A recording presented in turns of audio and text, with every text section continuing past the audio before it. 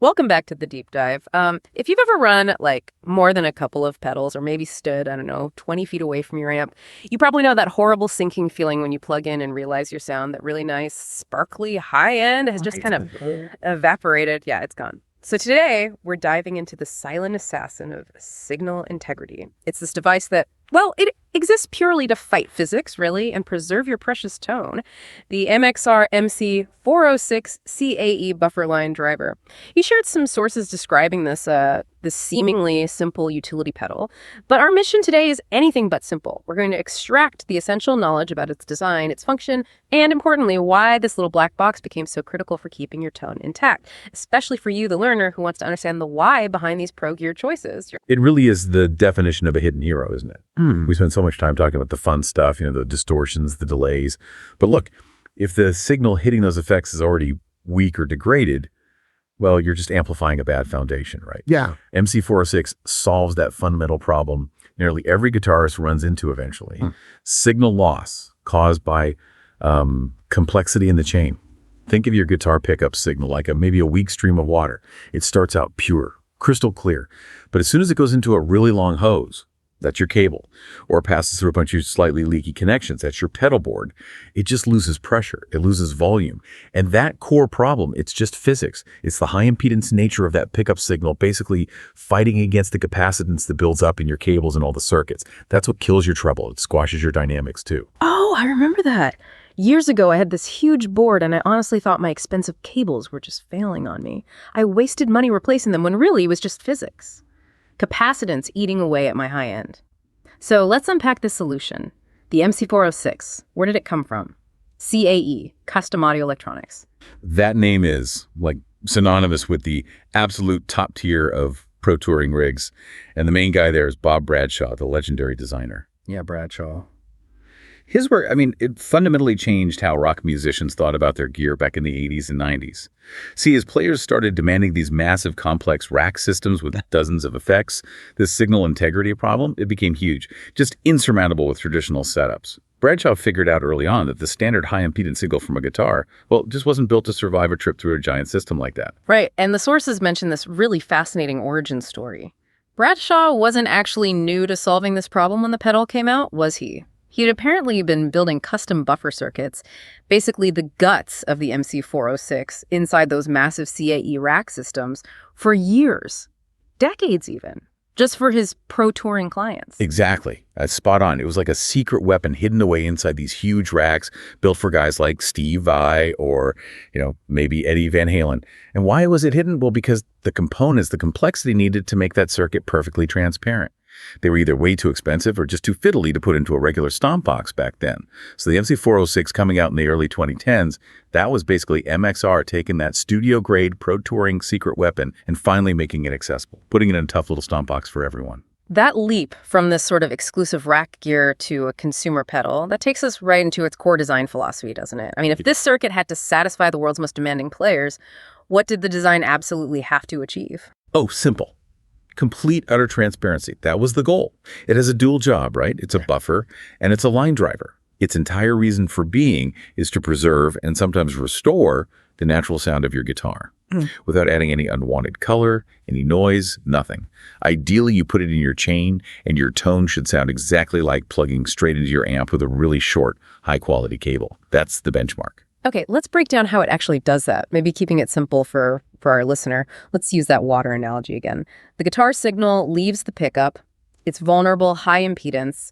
What happens the second it hits the MC406's input? Instantly, it transforms that signal. Think of high impedance, high Z, like that weak stream of water you mentioned. It's high quality, sure, but it runs out of steam fast because it's fighting resistance, fighting capacitance. The MC406 takes that weak high impedance signal, typically around 1 mega, 1 May at the input, and converts it into a really robust low impedance signal, low Z. And that conversion, that's the magic trick, really. Once the signal is low impedance, it becomes like a high pressure hose. Suddenly it has the power to drive really long cables, that's the line driver part, without losing those high frequencies, without losing dynamic punch along the way. The output impedance is usually around 100 ohms. So you see that massive drop that lets the signal just punch through the capacitance of, say, 50 feet of cable like it was only 5 feet long. So it's not boosting the volume initially. It's more like stabilizing the signal and giving it driving power, like an electrical conditioner. And the sources really emphasize the quality of the components. Why use audiophile-grade parts if it's just a utility box? Is that truly necessary, or is that just the CAE special sauce that justifies its reputation? Oh, it's absolutely necessary. And yes, it is the CAE touch. Think about it. If you're putting a circuit permanently into your signal path, something that's always on, anything less than audiophile grade is going to introduce subtle noise floor issues, maybe tiny EQ shifts, maybe a slight lack of clarity, what engineers call coloration. Bradshaw's goal was preservation perfection, nothing less. So by using the absolute best components available, they ensure total transparency. It never becomes the weakest link in your chain. Okay, got it. So let's peel back another layer. Let's look deeper into the architecture of this little engineering marvel. It's clearly more than just some generic buffer chip slapped onto a board. The sources say the MC406 uses a specific architecture designed to sound and feel natural. We found details about the components starting right at the input stage. It uses a discrete JF design. Why JFETs? What's special about them? The JFET choice, that's the junction field effect transistor. Yeah, that's very deliberate. Yeah. Unlike, say, standard silicon transistors, JFETs are known for how they react to a guitar signal. It's very natural almost tube-like in its response. They offer extremely high input impedance, which is crucial for grabbing every nuance of the guitar's initial signal before it gets converted to low impedance. It just makes the whole process feel, I guess, warmer, less sterile than maybe a purely digital buffer or even some standard op-amp buffers might sound. Interesting. And then after that natural-sounding JFET input stage, the signal goes to the output driver that uses a low-noise op-amp, right? Correct. The op-amp provides the muscle. It gives you the clean headroom you need to push that signal strongly down the cable run without introducing any distortion or clipping. Especially important when you engage the boost function later. But crucially, its base function is what we call unity gain buffering. That means with the boost off, it's purely matching impedance for signal health. It's not boosting volume, it's just stabilizing the electrical integrity. Wait, okay, hold on. That's critical for the learner then. It is not primarily a clean boost pedal by default. It's a signal fixer first. Exactly. That's the key takeaway. You're plugging it in for signal insurance, not really for volume lift initially. You shouldn't even hear a level change when you first engage it in bypass mode. What you will hear, though, is the immediate return of all that high-end sparkle, that clarity, and the restored dynamic feel that your cables were stealing before. Oh. But, and here's the classic CAE hallmark. Here's the part that lifts this from just a standard utility box to a real precision tool for pro rigs. It's tunability. Ah, the tuning secret. Okay, this is the real deep dive moment. If the whole point is perfect transparency, why would you need to tune it? What are you tuning for? The cables? The guitar itself? Well, the answer is kinda both and more. While the core circuit itself aims for perfect transparency, the environment it lives in definitely isn't perfect. Every guitar, every pickup, every single patch cable, even the input stage of your amplifier, they're all slightly different electrically. And those little variations cause subtle shifts in tone. The MC406 cleverly accounts for this reality by including those internal features that allow you to customize its response. Okay, let's talk about the obvious customization first, that front panel switch. It gives you a switchable 10 dB clean boost. That's a pretty significant lift. It is a big lift, yeah. And this is primarily where the line driver function really flexes its muscles. Imagine you're playing a massive arena stage, maybe running a 100-foot snake from your pedal board way out front back to your amps backstage. You need some serious power to push that signal all that way without loss. That 10 dB lift ensures the signal arriving at the amplifier input is strong, maybe even slightly above unity gain, guaranteeing it hits the amp's input stage correctly. Think of it less as a solo boost, more like a compensated line drive for long distances. Okay, that makes sense. But the real secret sauce, the bit the sources highlight as being pure Bob Bradshaw design philosophy, is hidden inside the pedal. Those internal trim pods for low trim and high trim. This is where the magic really happens for tone obsessives. And look, these are just tiny, subtle tweaks. They allow the user to literally sculpt or tune the buffer's overall tonal response to match their specific rig. For instance, say your favorite vintage guitar has humbuckers that are naturally a bit dark sounding. Well, you might nudge that high trim up just a touch to restore some air or sparkle that maybe even a perfect capacitance-free single chain was missing from that specific guitar. Or, conversely, maybe you use ultra-bright single-coil pickups. You might want to pull the low trim back just slightly to tighten up the bottom end before it even hits the rest of your pedals. Wow, okay. So it's not just about ensuring the signal survives the trip. It's about optimizing the signal for that specific guitar, those pickups, and maybe even that specific amp it's heading towards. That explains why touring pros absolutely swear by it. They can dial in one buffer configuration for their main guitar and know that their core tone is corrected, optimized, and totally consistent every single night, regardless of the venue's cable runs. Precisely. It essentially turns the MC406 into a kind of sonic leveler or foundation builder. It compensates for the natural quirks or characteristics of your core gear before the signal goes on to the more delicate world of modulation, delay, reverb, and so on. That tunability, that flexibility, it opens up a huge range of practical ways you, the learner, can use this pedal. It demonstrates its true versatility. It's definitely not just a stick it first on your board kind of device. So let's detail those main use cases. First off, the most common one, putting it right at the very front of your pedal board, straight after the guitar. Yep, that's probably the most popular application. You take that vulnerable, high-impedance signal straight from your pickups and immediately convert it to low impedance right away. What that means is that every single pedal that comes after, it doesn't matter if it's true bypass, buffered, vintage, whatever, it gets fed a strong, clean, stable signal that it can interact with optimally. It stops all those subsequent pedals and their input circuits from loading down your initial guitar tone. Keeps it pure. Right. And then there's the opposite approach, putting it at the very end of the pedal board. Exactly. If you place it last in the chain, just before the cable run to your amp, it acts primarily as that powerful line driver we talked about. Think about it.